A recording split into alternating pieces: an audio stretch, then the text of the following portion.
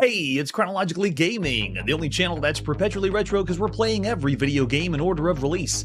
We're currently playing everything that we couldn't find a definite release date for in August of 1982, but we're also playing the games that were released sometime in summer of 1982, so we're not going to let the summer go. It's time to play it all. We were last in United Kingdom on the Sinclair ZX Spectrum playing City, which is one of the first, if not the first, city building simulators. And I'm not kidding.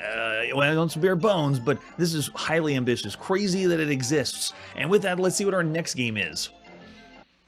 We're going to the arcades to play some D-Day. We last saw this in Electronic Games, and so it's got to be out if they have it showcased there. Let's see what D-Day is all about.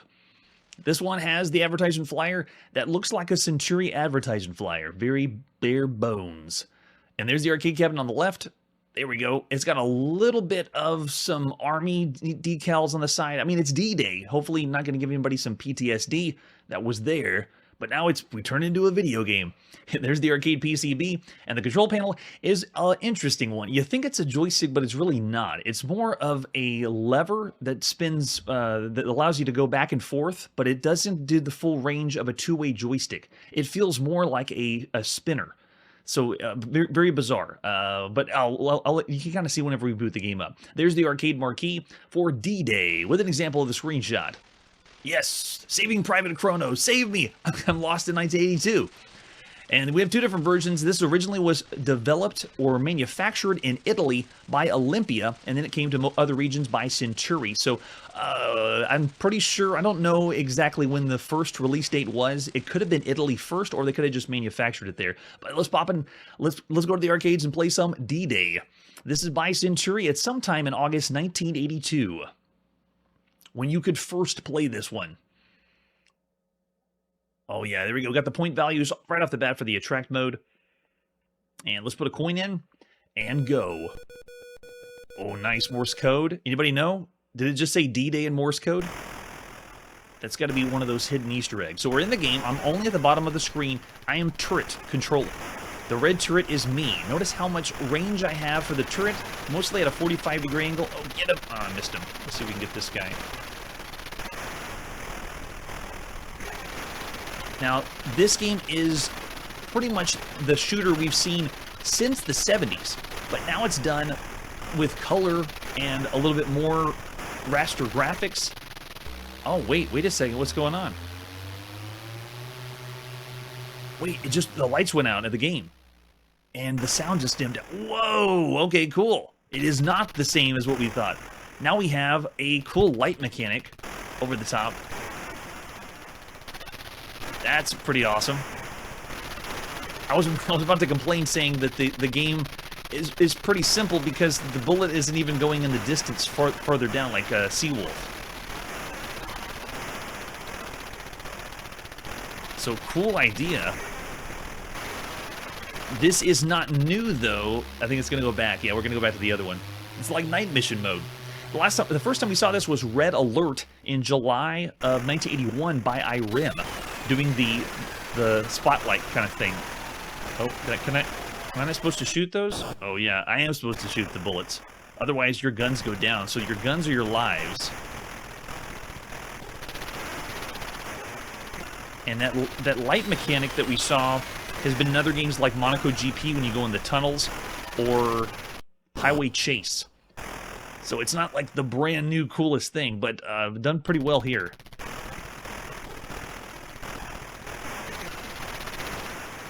I'm still not sure what plane I'm playing on, because we're down at the bottom on the gun turret, but it feels like I'm just shooting this across one solid plane of existence, but I'm able to hit everything.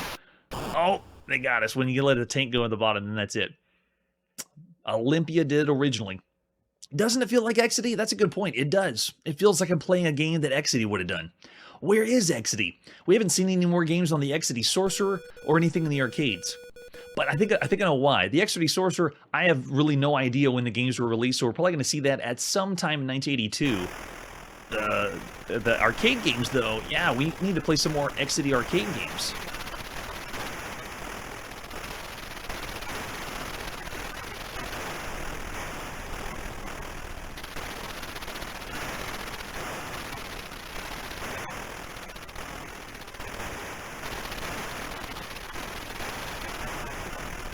It feels like I'm playing a throwback. Like this is an arcade game I should have played back in 1979, maybe 1980.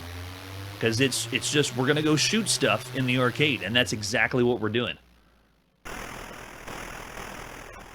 I like how the sound fades away, and it goes into night mission mode.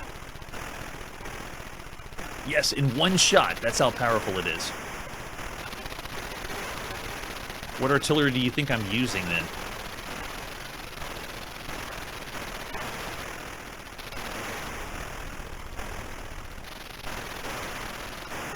Yeah, it's giving me vibes of those games that require pinpoint accuracy, where you need to aim and where you need to shoot, to try to get the highest score you can to keep going.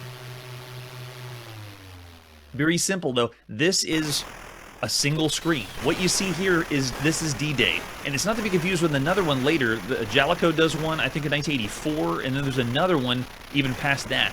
But this D-Day is most likely forgotten. It's the same name. We're going to see those other ones much later.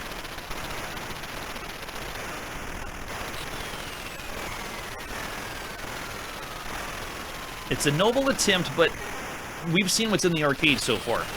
If you had quarters in your hand, how likely are you really to be putting them into D-Day to be playing? Yeah, Atlas is already going 2 stars for boring. It has a little bit of detail, but it's one screen. Since 1980, we've seen arcade games with 10 different screens, 10 different experiences, sometimes even 10 different types of gameplay.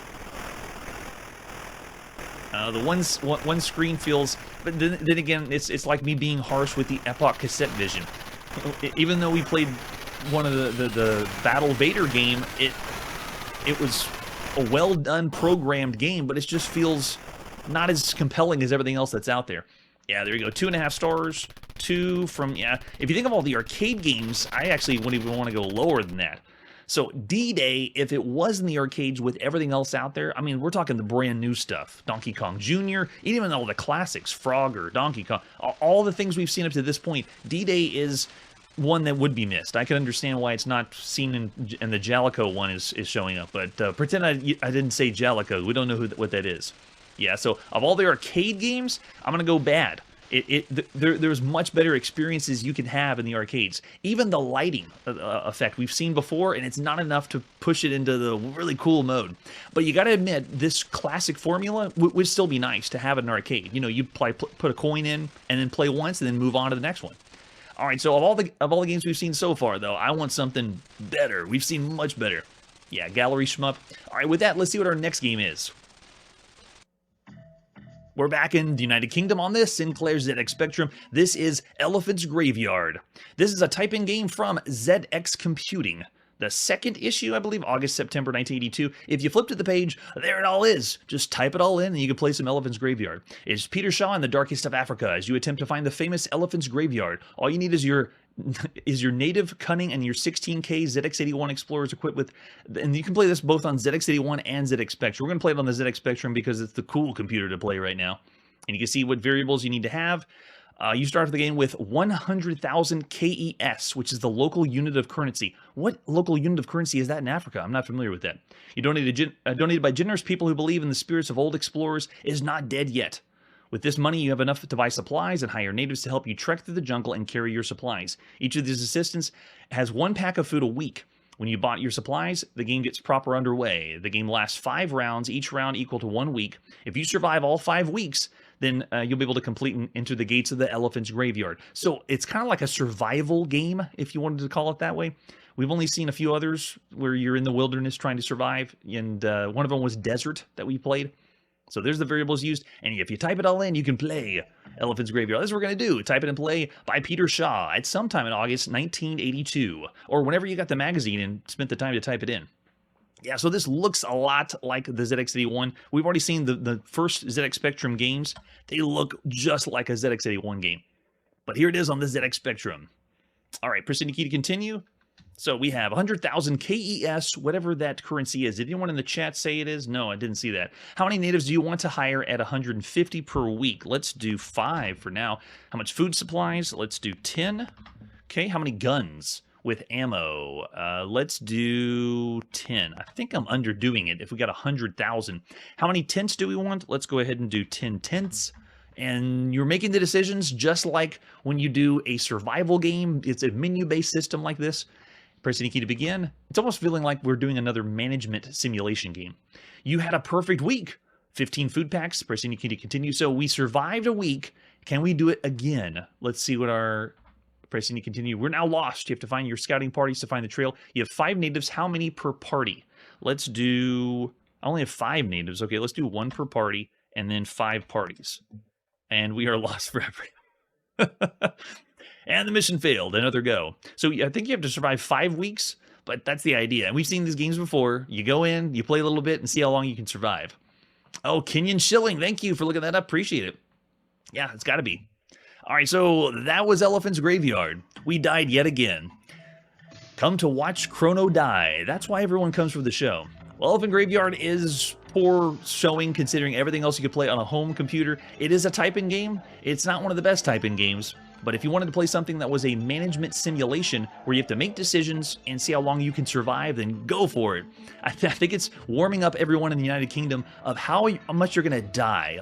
Like, just punishing people as much as possible to get them used to the games that are to come. Yes, that's true. We do not have Oregon Trail. We don't know what that is. All we have right now is a game called Oregon that we played on Elementary Volume 6 for the Apple II. But the Oregon Trail you're thinking of has not come out yet. I was really hoping when we played Chisholm Trail on the TI-99 4A that was like Oregon Trail, but no, it was not. Yes, no, it was not my fastest death yet. I think a Calibeth is still the fastest death because I didn't purchase food, and as soon as the game began, I died. So I'm going to say of all the games you can play, it's in between broken and bad. I'm going to say 1 star. There's much better on the home computer front. But considering the home computer front, let's see what is next.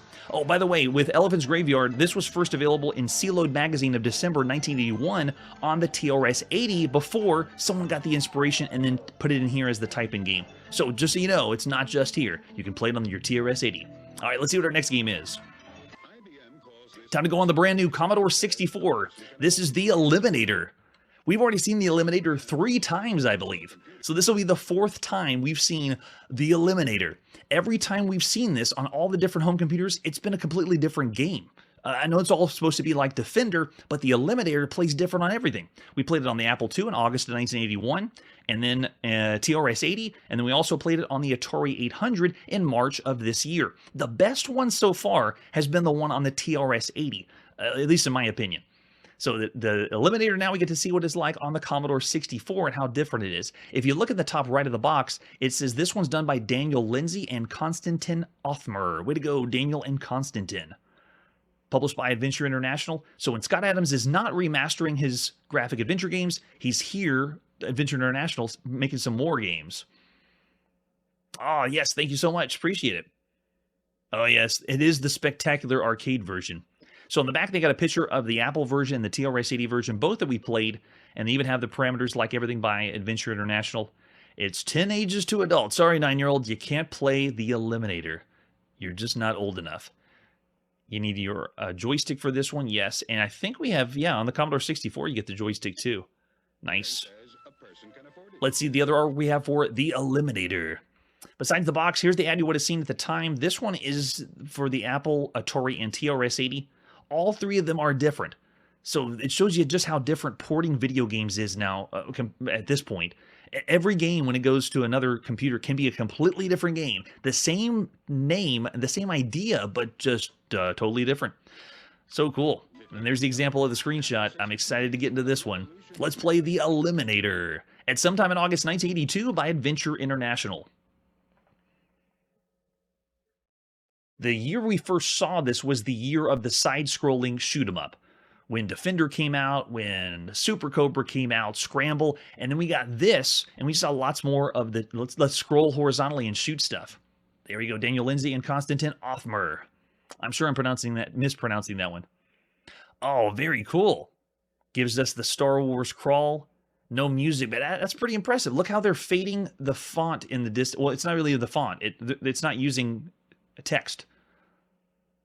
That's pretty cool. And then they got a high score table with colors aplenty. All right, I just push my button on the Commodore 64 and we're in. Yeah, look at that. So if you look at the top of the screen, I have my radar like Defender. Okay, so I'm looking at the top, and you can see we're represented by one square pixel, and the screen frame, yeah, there we go. It scrolls with us. That's kind of interesting, though. Of all the Defender games with all the radars we've ever seen, we haven't seen a radar that does this. It gives you the full view of the spectrum and then shows you where everything is located. So you can see us wrapping around to the other side as I just fly around. We're not getting a very impressive scroll on the starfield in the background. Controls are tight. They feel really good. Turning left and right, you don't need to push an extra button. It just does it. And blowing up the ships. Looks like I got a bomb that's dropping too. That's pretty nice. That's a nice touch. Blending Defender and Scramble together. Oh, thanks, Daryl. I wouldn't have known that one for the currency on Elephant's Graveyard. Yeah, what's really impressive is not the starfield, it's the bottom parallax scrolling. Look what it's doing to the bases and the radar. Yeah, that's nice. That's giving me vibes of Chopper Command. Sorry, not Chopper Command. Of the of Choplifter that we've already played for the Apple II. No other home computers yet. Oh yeah, they did the fantastic explosion. The pixels fly.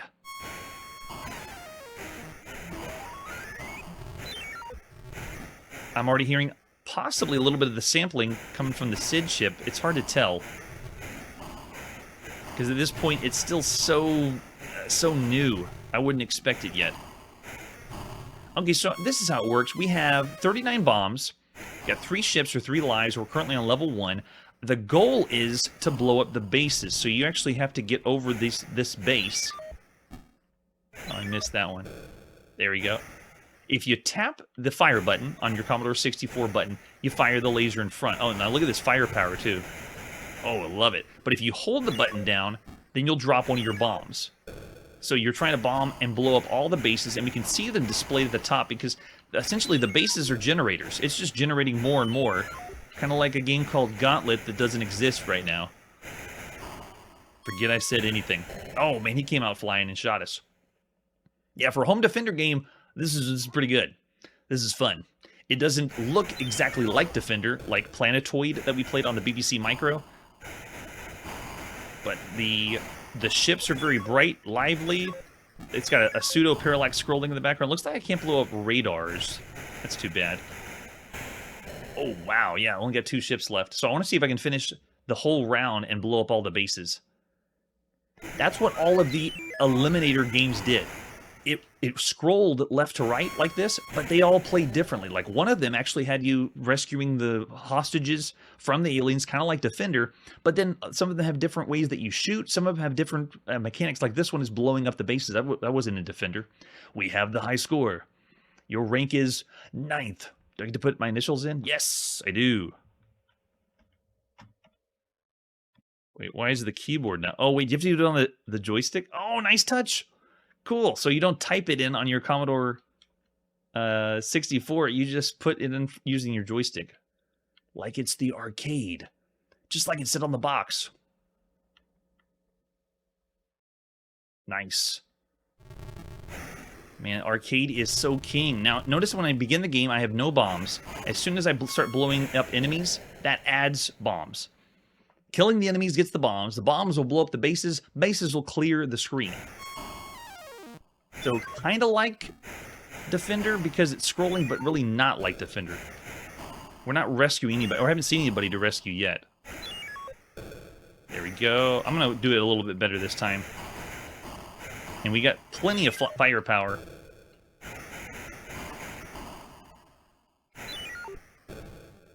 Alright, getting the bases taken care of. There we go. When we began the game, it didn't ask me for a difficulty level. Usually we get, what kind of speed do you want to play the game for these home computer releases? There we go, looking good. If you look at the top of the screen, you can keep track of the bases. They're represented by these small little notches at the bottom. There we go. And if you get really good at the game, you can time the bomb. Okay, we got all the bases, now we just gotta take out all the enemies, so follow your radar at the top. Yeah, level 1 complete. And the enemies are trying to blow up your radars, so the more radars you have left, you get more points. Incubators require 1 hit. Uh-oh. Did the tape mess up? Oh no! We can't see level 2 because the tape has crapped out. Darn. Wouldn't be the first time. I'm still going to call it a win for the game, even though we didn't get to see level 2. But now I want to know, what is level 2 like? How great is level 2 that we couldn't see it? All right, I'm already seeing some ratings out there. We got 3.5 from Atlas. Yeah, on the Commodore 64, this is awesome. Of all the games we've seen on the Commodore 64, this is great. It's the killer app so far. I'm too bad that the level crapped out on us. But still, I'm thinking of all the games we've seen so far, at least 3.5 stars above average of all the games on a home computer. Yep, Scruffy at 3.5, Manly as well. The best one we saw on the TRS-80, that still was, I think we said 4.5 when we saw it in 1981. Here in 1982, though, this one is a very well-made game. I'm going to go ahead and go up to 4 stars for the Eliminator on the Commodore 64. I'm kind of giving it the notch because of the computer itself. Sound effects are done really well, and if someone has a better copy or a way we can play past level 2, let me know and we'll check it out again. Yeah, 3.5 to 4 says Curtis. Yeah, I'm with you. If you want to play some side-scrolling shooters, that's the way to go. All right, let's see our next game. We're back in the United Kingdom on the brand new Dragon 32. This is Escape. Escape is the very first game we've seen that is an exclusive to the Dragon 32. They are not just going to rip off every game on the Coco, and then we're going to play it again on the Dragon 32.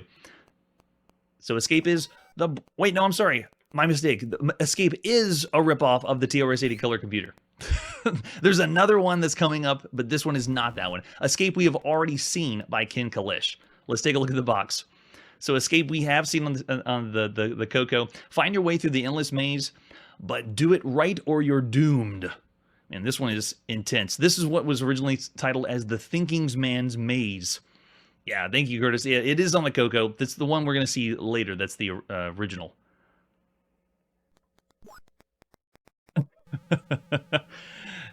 And our other artwork we have for Escape, the first way you would have seen this, and we're actually going to be playing on version 1 of the game. This is the box it would have came in. Full color graphics for 1 player by Microdeal or Publish. And the ad you would have seen by Microdeal at the time, there you go, it's got Escape. We haven't seen Flipper yet. We've only seen Alcatraz 2 so far. And there's the full riff of the box.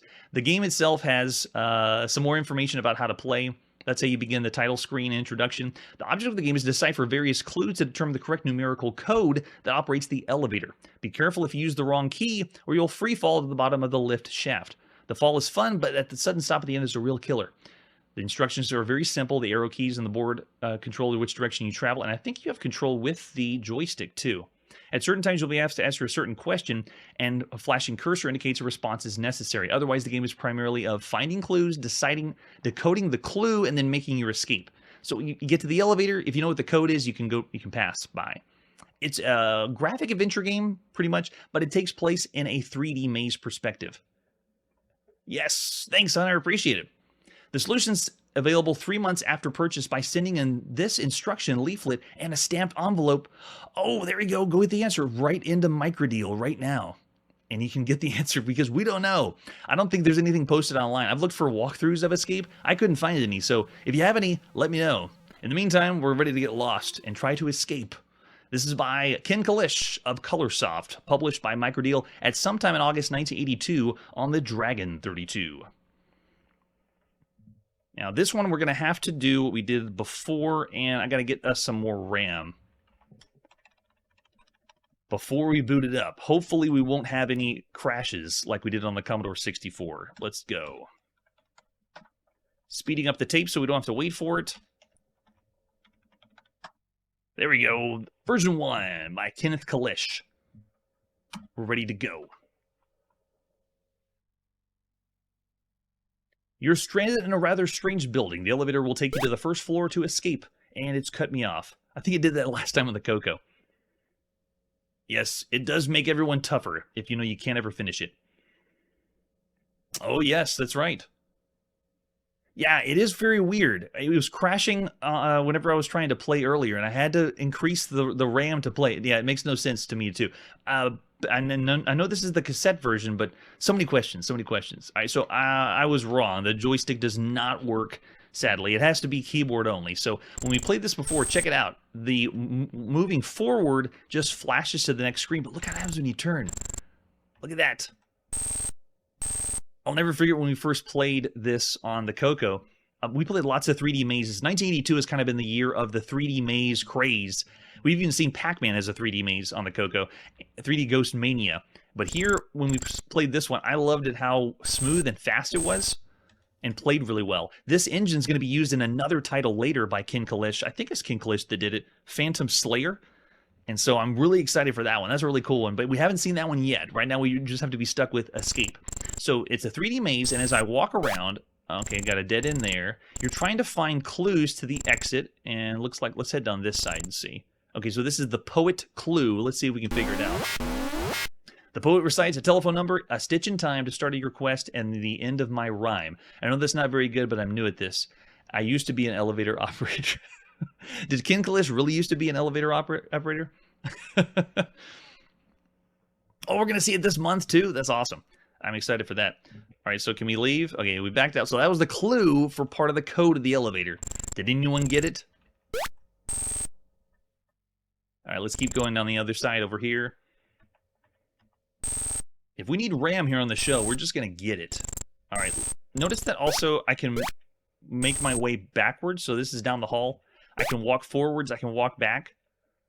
It responds well, really fast. It almost reminds me of when we played it on the NASCOM, a 3D maze. Just really quick. All right, let's see. That's the way down the path we came. Let's head down here on this side. But if you notice the little notches on the side, that's where you're supposed to turn. It feels like a really cramped 3D maze. All right, let's see what this one is. This is play. Let's go for this clue. Maestro is lecturing. He says that the key to understanding music is in mathematics. Hitting on numbers. That's the key.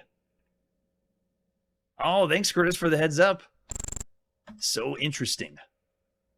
All right, so let's turn to the left. Let's see what's over on this side. We have to get as many clues as possible before exiting. Here's the seer. What does this clue say? The fortune teller reads for you. X marks the spot of the hidden clue. The sign is the same as the way to get through. Interesting. I am not figuring out any of these. It's very cryptic puzzles. All right, let's keep going down this side. Oh, appreciate it, HRKAG. Thanks so much. And if you're live right now, if you know the answers of everything for Escape, let me know. Because when I looked up walkthroughs or anything on Escape, I couldn't find the answers. Did anyone write into Microdeal and get the answers? Let's keep heading down here. Nothing on that side. Okay, this one is the trap. I don't know if we should go in here. Let's try it anyway. I told you so. Because it was the trap. Uh-oh. Yep, it trapped us. Brutal, just brutal. These are the video games that put hairs on your chest. Because playing them enough, you just get lost. Yeah, so there you go. We've already been trapped. Can't get out. Yep, and there you go. I decided to just break the game. But once you get enough of the clues, then you head to the end of the hallway and then try it again. Yeah, it's so rude. I actually want to go in again. I want to play this again. Because the idea is you go room to room and you get as many clues as you can. Then you finally get to the elevator. The elevator says, what's the code? If you put in the right one, then you can move on or finish the game. I don't know if anyone's actually finished the game, though. Let's do this.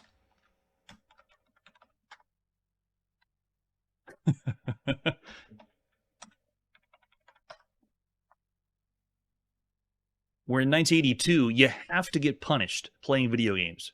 Just punishingly difficult. All right, here we go. Let's try it again. Make our way this way. This time I'll just go to the end where we were before. Down this hall. Did we go there? That's the play one. Got it. This time I'll go to the right. Oh, that's the elevator. Okay, so if we went to the right, we just go to the elevator. We won't go that way. We'll go back this way. That's right. Everyone enjoyed being stuck in video games. Or more that you just had to be stuck in video games. It's not that you wanted to. It's just, it's kind of like whenever someone says, let's go rent a video game at the video game store. And when you go rent a video game, if all they had was one game, then you would find a way to enjoy that game. Okay, so there's the trap room. We're not going in that one again. They told us it was a trap. Let's head down this hallway and see. Oh, this one says X. That doesn't sound as inviting either. Let's try it out. No one's here. All right. All right, at least we're not trapped. So if we go to the end, I'm going to just do a shot in the dark and try the elevator out. If I can remember where it is. There it is. Okay, so we made it to the elevator. Here we go. Welcome to the 6809 automatic elevator. You must now provide the correct key. Mistakes are not tolerated. That's right. Oh, maybe that is a clue because it said about the X. Yes, see, Manly's already on top of it. Love it. Yes, and also bugs. Imagine being stuck in the game, and then it also has bugs or problems. All right, here we go. We're doing a 9. Sorry, that's a mistake. Ah! The end. You are dead. Yes, we are. Welcome to Watch Me Die on Chronologically Gaming. Of all the games you could play up to this point, it's really cool with the engine, but the game itself is subpar. So I'm going to say what we did on the TRS-80 color computer and give it 2.5 stars. What would you give for Escape? Would you enjoy or want to play the game even though it's frustratingly difficult and cryptic? Yes. And you didn't have anything to look up online. That's true, Hunter. Yeah. Yes, you were doomed for these experiences then. Yes, 3.5. I love what they do later, though. Phantom Slayer is going to be ranked way up compared to all the other home computers. That's a lot of fun. Yeah, that's true. If you're a sucker for them, that's true as well. Yeah, boring overall. I'm with you there. All right, so that is Escape. Let's see what our next game is. Here it is on the Dragon 32. This is Flag. This is the very first game that you couldn't play on the TRS-80 color computer. I'm confused what I had before. Let's take a look at the box for Flag. Ooh, intense. It's hexagonal playing with lava. Another one that we're going to be playing on cassette on our Dragon. There it is. Yeah, see the 2.5s are coming in. Yes, that's true too. Very nice. All right, so let's pop in and play some Flag. This one's by Dragon Data at sometime in August 1982.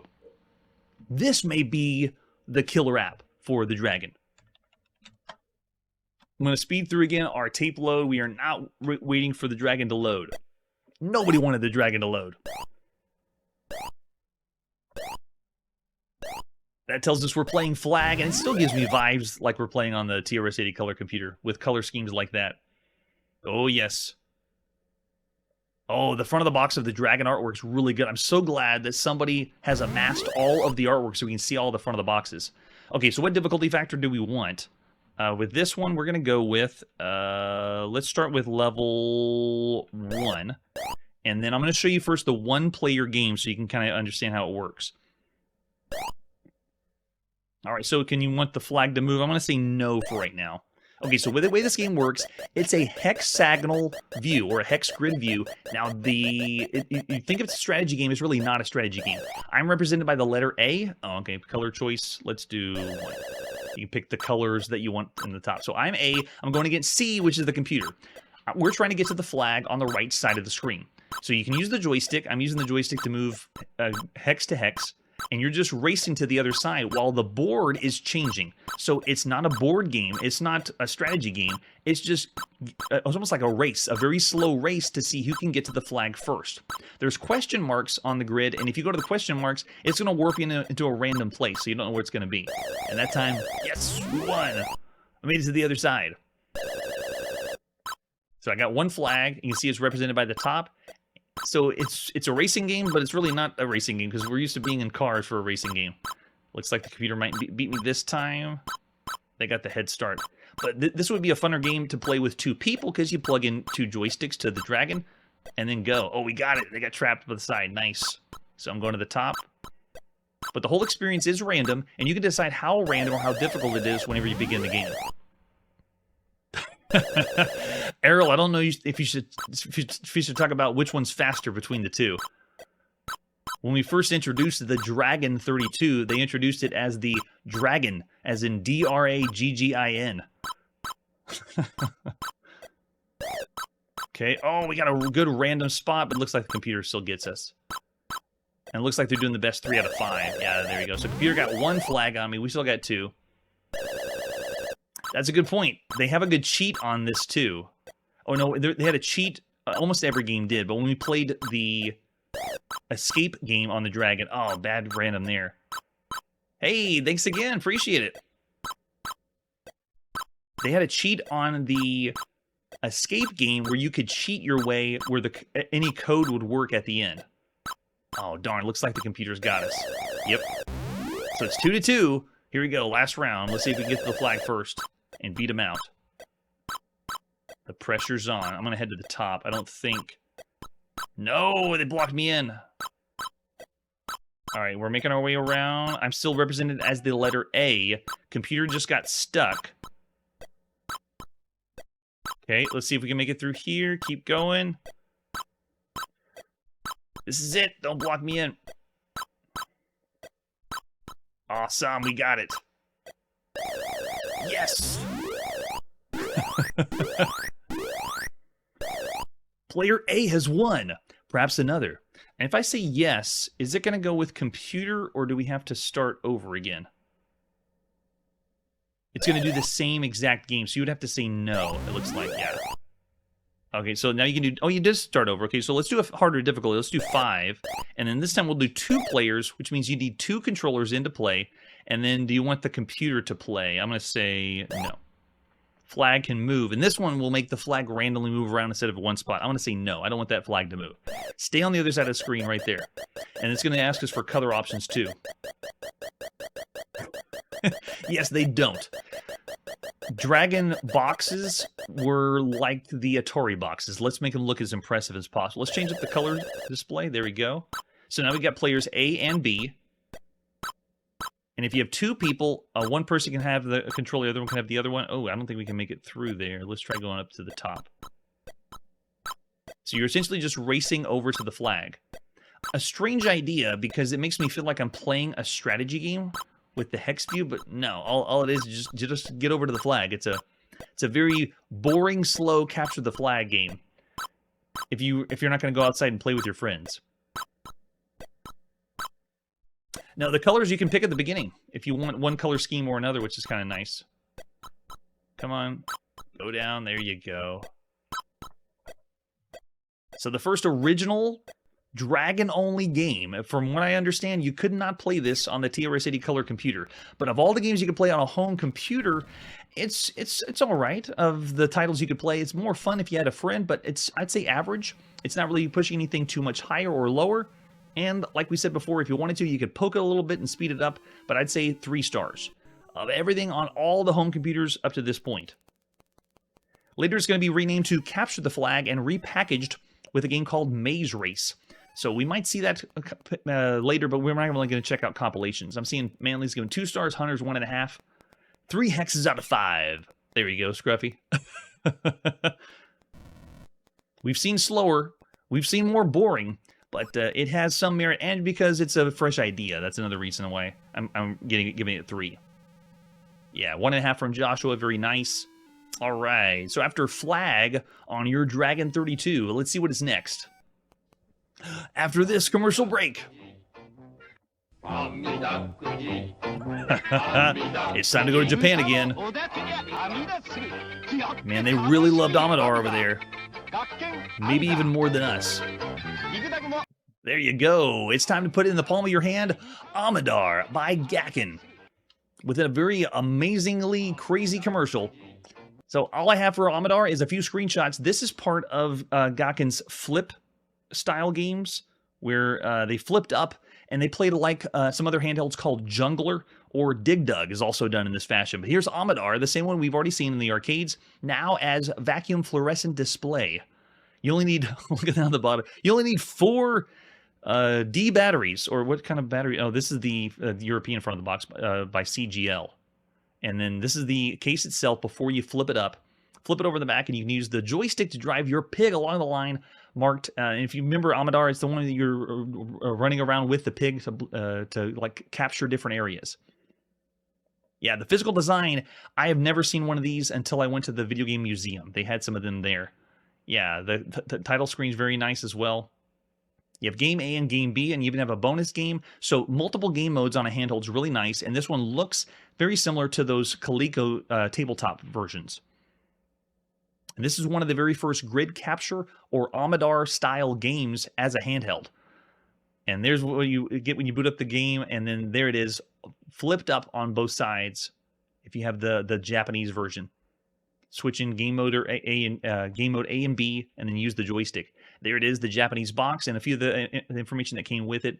Now that's sadly where it ends. This is the screenshot of what it looks like. I'm going to include some links down below of gameplay of what the Amidar looks like, but this one, there's no way to simulate or play ourselves, so I'm going to sadly have to rate it down here in the 1-star. If you want to send me Gakken Amidar, you can. I have not played this version of the game. Oh, it does, right? It does. That's a good point, Victor. But if I knew what you were talking about, I don't know what a PC Engine is, at least here in 1982. There's so much that I've done on the channel that just makes me think of things I know is going to happen later, going way back to August 1982. So there you go. After our handheld of the evening, let's see what our next game is. It's time to go on the Commodore VIC-20 and play Galactic Crossfire. This one is another one for the unexpanded VIC. The front of the box is cartoonish, love it. Not really displaying what the game is, not helpful at all. This is by Rabbit Software. Let's put the cassette in and play Galactic Crossfire. If you had it in North America, it would have been done by Luna Software at some time in August 1982. We're playing the first one in the United Kingdom. Yes, all your visions of the future are welcome here, though. All right, so Galactic Crossfire, we can do 1 or 2 players. If you do 2 players, it's alternate play, so it makes no difference. We'll do 1 player. And the speed we want for this one, I'm going to start with speed of 2, and we'll speed it up. We got our VIC-20 joystick in. Galactic Crossfire. I am in the center row. I can only move in the center row. I have a force field, almost like a Gorf force field. It breaks down over time, but this is all I have. Even if I have no force field, I still only can stay in the center view.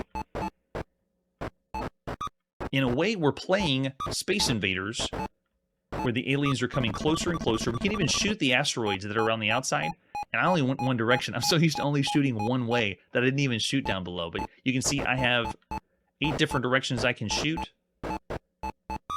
It is a slow game. The controls are very, very wonky. It feels like it's tile-based compared to other ones, but I did put it on speed of 2. And whenever you shoot, you have the ability to cancel out shots. That one went right through. That was nice. And this one is what you see here is the entire game. There is no other screens. What's the high score you can get? How long can you last?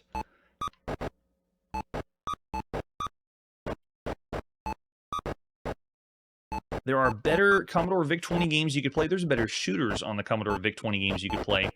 This one feels like it's another one that should be part of a compilation of games. Like, almost. There's worse compilations of games and worse type-in games we played on the Commodore VIC-20, but this one still is not as enjoyable experience.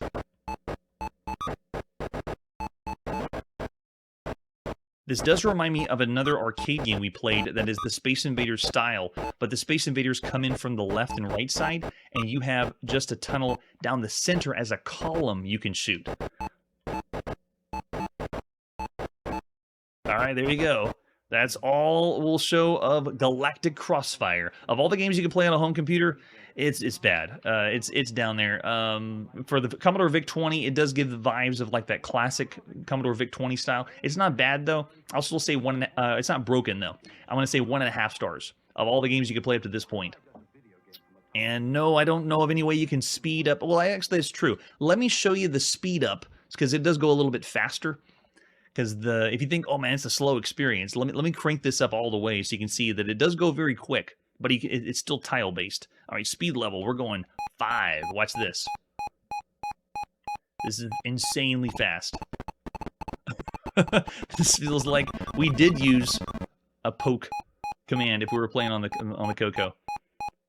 It's now warp speed. Even the bullets are quick, but the enemies have much more precision. This is still almost unplayably fast. I just gotta pretend I'm a computer. Wow. There you go. I see the scores out there. 1.5, 1.5, 2 from Scruffy. Joster's going 1.5 as well. Yeah, I'm saying it's bad. 1.5 stars of Galactic Crossfire. And with that, let's see our next game. Oh, here we go. From one shooter that wasn't very good on home computer to a really good one. This is Galax Attack for the TRS-80 Coco. This one is refreshingly better. Let's take a look at the box. For the Tandy Color computer. Now, this one was available also in United Kingdom, not just North America. And you can see if they spelled the color with a U, that was United Kingdom. Manufactured by Tandy Corporation. And the front of the box explains exactly what we're doing. We're going to shoot more stuff. This is one you would have seen in the original packaging or plastic case of Galax Attack by Spectral Associates. Flip it over in the back and it gives you a little bit of information, and we're going to see that because we also have the manual too. Constant barrage of enemy fire. If you had it in a magazine ad, there it is in the bottom left. That's actually the first version of Galax Attack, because the first version was didn't have the bug shape of the characters. You know how whenever you play Galaxian, it has insects that fly down. Well, the original Galax Attack didn't look that way. You can kind of see the screenshot here in the ad. Oh, really? It does. Oh, nice. Yeah, Nostalgia Nerd. I think I've already seen it. So if you look at the inside sleeve of Galax Attack, it explains the scoring and how to play, and we're going to see that shortly. There's the example of the screenshot of the later version. So here's the manual, original one by Spectral Associates. Galax Attack is a fast, exciting machine language game of arcade quality. This is essentially Galaxian. That's what we're going to be doing. You have 3 different attacking shapes worth 50, 100, 200 points on a convoy formation at the top of the screen for point values. You're the ace fighter. Use the right joystick to control the motion of your ship and the right fire button to fire missiles. And then we have bonus ships awarded every 6 flag, and the end of the game, the score of the current players displayed at the 5 highest scores. This shows you how to load the game up using your cassette and then saving. And if you have any troubles, if you have an FM error, you're probably trying to load the program using C-Load. You have to use C-Load M because we're going to go faster. This is not basic. Yes, fast Galaxian.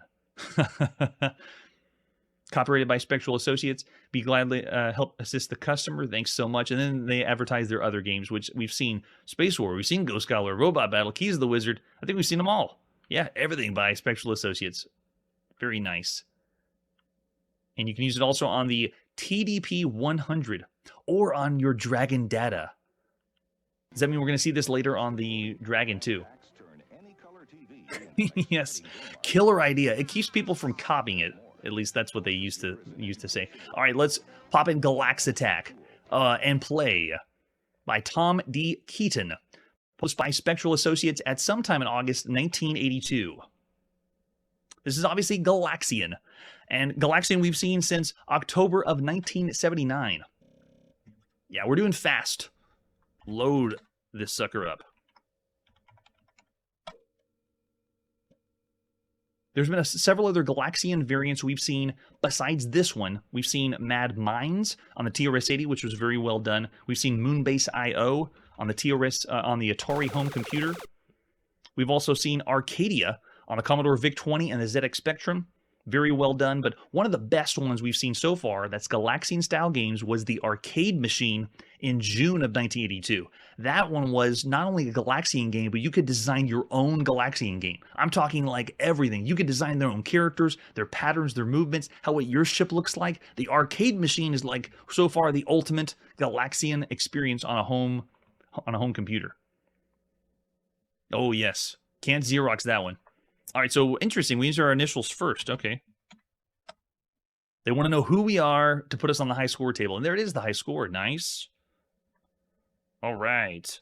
So far, ladies and gentlemen, we played about 55 games that play like Galaxian here on the channel. 55 games. And that's not including Space Invaders. I'm talking just that play just like or similar to Galaxian or inspired by Galaxian.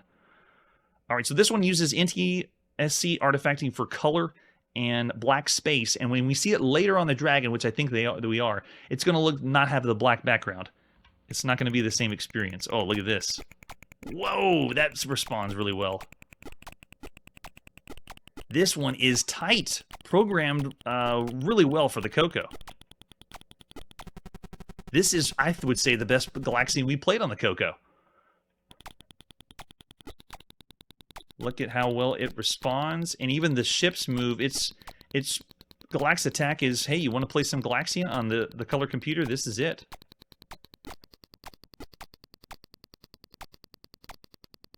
Not doing us any favors with the sound, though. The clicking has been the usual on the Coco. Yeah.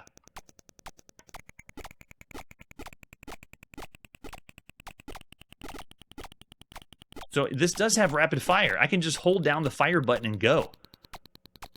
It's the turbo turned on. Nice touch.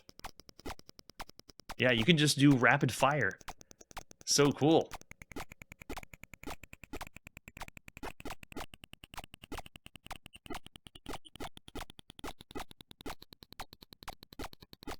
Very well made title. It kind of reminds me of when we played the arcade machine. You could design your own game. It feels like someone could have done this game on the Apple II, or designed this same style and made it look this way and play this way. Oof.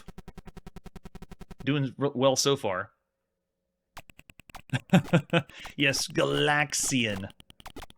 It's not the full Ian. It's just Galax. So this one is the later release. I did want to showcase the earlier one, and I actually couldn't remember. Curtis, were you able to even get the earlier version of this? The one that they don't look like bugs? Yeah, it is speeding up as we go further and further. And I'm probably have to turn off turbo and get some well-timed shots in. There we go. Oh, Joshua, nice. Best looking game on the Coco, right? 3.5 from Joshua. Now, you're talking about just Coco or all home computers? Oh, this is the earlier one. Okay, that's why they don't look like insects. The way they're drawn, though, is still very, very well, and it even has some animation on it. Yeah, there we go. Got a high score up there. Very nice. Yeah, this one's very well done.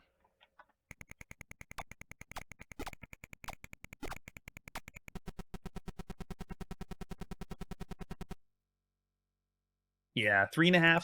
I actually was thinking of all the games you could play on a home computer, it's around 3 or 3.5 stars. Yeah, I'm thinking 3.5 stars of all the games you could play so far. It plays and looks the part, though, of a Galaxian game. Even the way the ships sail down looks really good. Errol's going 3.5 as well. Oh, yeah, oh, just for the Coco, I see. Hunter's going 3 stars.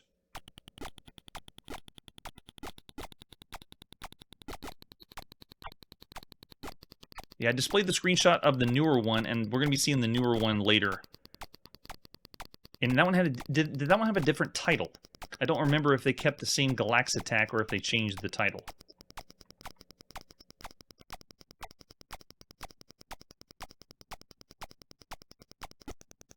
Got to turn off turbo whenever the shots just go crazy. Yeah, there we go. It's fast. It plays really well for home computer games just in general. So yeah, I'm going to say 3.5 stars. Of all the games you could play on a home computer, that one's pretty good. Above average for sure. And speaking of which, if you look over on the left side, I try to showcase commercials for these systems. The TR City Color Computer, I couldn't find a lot of TV ads or commercials. If you know of any other TV ads, or maybe you have a VHS tape at home, please send them my way so I can incorporate even more. The same goes for the Dragon 32. I couldn't find any adverts, commercials for the Dragon 32 or the Dragon Company. So I don't know if they even advertise very heavily over there in Wales. So if you do have any, send them my way. I'd love to showcase them here on the channel. All right, and with that, we'll go to our last title of the evening. This is back on the Commodore 64. We're going to play some Galaxy. Galaxy is another title we have already seen. This one has already been on the Apple II and the Commodore PET in 1981, and we also saw it on MS-DOS in January of this year. This is another one by Avalon Hill. The front has everything. On this Commodore 64, use all 64K for this. Flip it over the back, and this one is a strategy game of immense proportions. It is a very poorly designed game of immense proportions because it's mostly text. It's mostly going to be what can you do to take over the entire galaxy, but it's not done with scales we've seen with other games. This one's kind of a more of a bare bones experience. It's a game of interstellar exploration and conflict in the far future. 1 to 20 players compete against each other and the computer in a struggle for control up to 40 star systems. That's right. This one, you can play 20 people. Where are you going to find 20 people to play this game? I have no idea. Oh, you did? On Atari? I don't think we've seen the Atari one yet. Maybe that one hasn't come out yet. But Avalon Hill, it's everywhere. They get it on all their computers. Yeah, I can't believe 20 people can play this one. And the TI-99 version, I don't think we've seen that one either. It shows you how to win a solitaire game. You have to conquer the entire galaxy before the end of the game. If 1 or 2 more players are competing, the winner is the one who controls the most worlds at the end of the game. That's right, worlds. It's a galactic conquest game. It's a turn-based affair. You and 20 friends, if you want to. I just can imagine if you go to a conference and you're like, everyone gather around, let's play some Galaxy. This is crazy. Yeah, maybe a classroom. That's a great idea. Oh, yes. It was huge there. That's awesome. All right, so let's pop in and play some Galaxy by Avalon Hill. This one's done by Tom Cleaver and Walt Brewer at sometime in August 1982.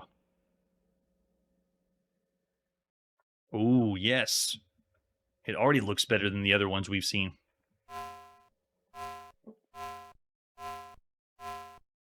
Whoa! There it is. Originally done in 1981. Whoa, they have sound. The other versions didn't do this. Okay, so I originally was giving the titles 2 stars of all the games you could play on a home computer. But this one already has the presentation of a better title. So cool. Do you want to return to an old game or start a new one? We're going with a new game. How many players do you want? We want to play with 20. Let's play with 20 players. That's insane. How many worlds do you want in the game? 40 worlds. We're going big or go home. How many years or how many turns do you want? We're going to do 100 turns. We'll just keep playing until the next episode. Do you want the neutral worlds to build defensive ships? Yes, we do. Commodore will begin the game in control of World A. What name will you name this fleet of characters? Let's go with Atlas. And then the last person was Hunter. And then before that was Errol. And then before that was Curtis. And then before that was GE Stream. And then we have to name all 20 characters. Let's do Bart and Lisa and Homer and Flanders and Marge.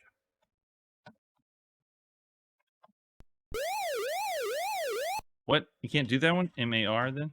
Okay. And Jupiter, Saturn, Uranus, Neptune, Pluto, Jimmy. Oh, too long. Let's do Jim. Oh, Jim won't work? Why not? All right, let's do, how about the Who? Let's do, just making up ones now.